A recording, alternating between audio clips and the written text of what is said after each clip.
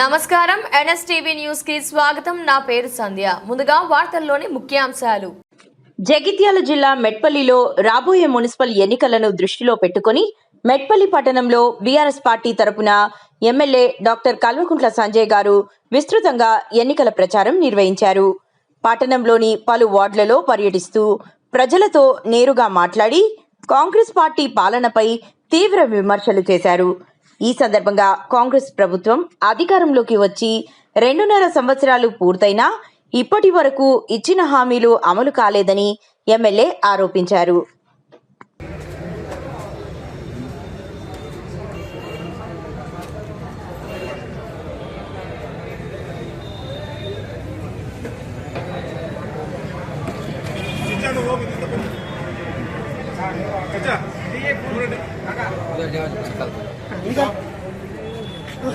सामने आता आ रहा भाई नहीं आता वैसा नहीं, ऐसा पकड़ो बस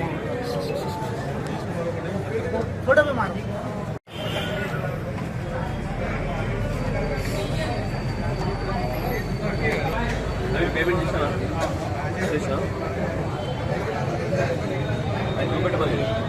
ఉండండి సార్.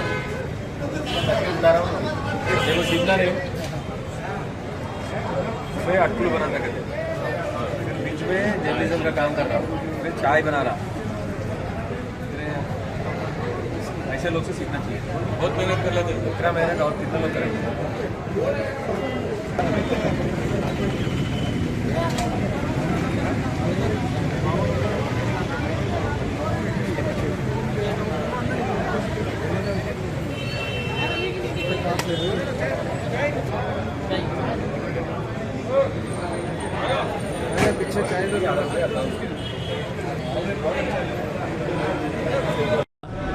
మెట్పల్లిలో అన్ని వార్డులలో బీఆర్ఎస్ అభ్యర్థుల్ని గెలిపించమని చెప్పి ప్రజలని రిక్వెస్ట్ చేయడానికి వచ్చినాము.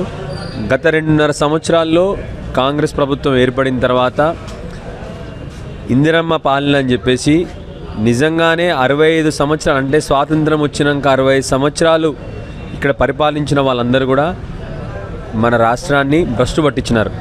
కనీసం కేసీఆర్ గారు వచ్చే వరకు మంచినీళ్ళు కూడా ఇవ్వలేనంటే అసమర్థ ప్రభుత్వాలు అంతకుముందు ఉన్నాయి. అదే ప్రభుత్వం ఇవాళ మళ్ళీ వచ్చినది.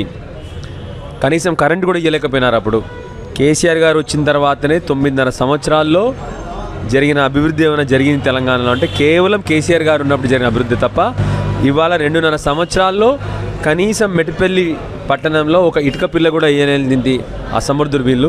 సో ప్రజలందరినీ రిక్వెస్ట్ చేస్తూ ఉన్నాము. ఇప్పటివరకు చేసిన వాగ్దానాలు కూడా నెరవేర్చలేదు.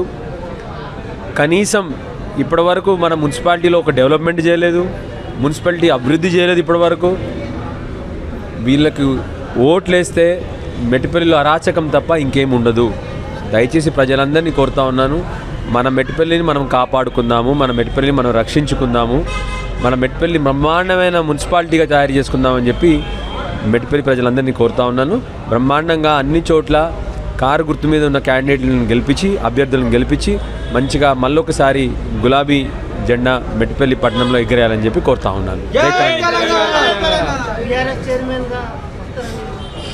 100% బీఆర్ఎస్ జెండానే ఎగరబోతా ఉంది మెట్పల్లిలో. మెట్పల్లి ప్రజలు చాలా చైతన్యవంతులు. వాళ్ళకి ఆల్రెడీ తెలుసు ఎవరికి వేస్తే మెట్పల్లి సురక్షితంగా ఉంటుంది, మెట్పల్లి సేఫ్గా ఉంటుంది అని చెప్పి ప్రజలకు బాగా తెలుసు.